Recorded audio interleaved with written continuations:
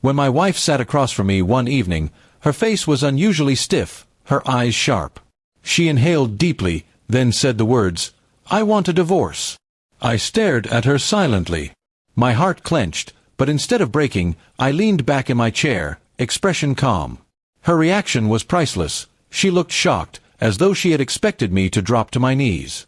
What she didn't know was that I had already suspected something.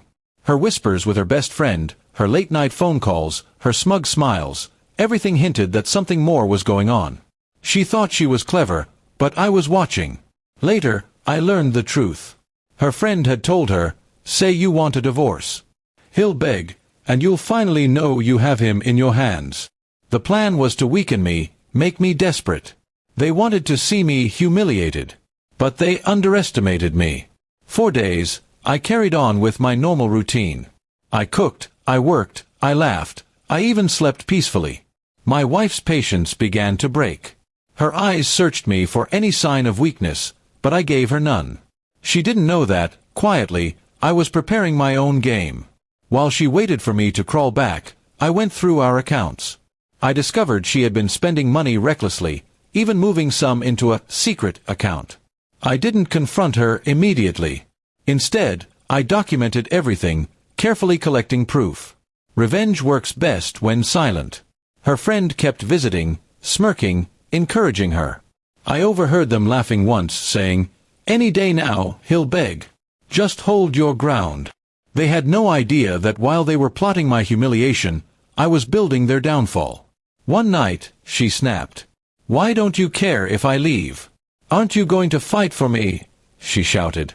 I looked at her calmly and said, "If you want to go, go. But remember, choices always come with consequences." My tone shook her, but she didn't know how deep those words cut. The next week, I moved money from our joint account into a private one under my name.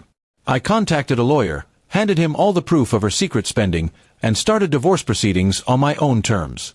By the time she realized, her cards were blocked, her accounts frozen, and her secret savings tied into the case.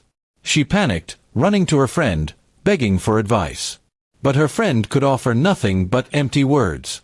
My wife had underestimated the man she thought she could control. When I finally confronted her, I placed the bank statements, screenshots, and legal papers on the table. "You wanted a game?" I said coldly. "Well, I don't play to lose." Her face went pale.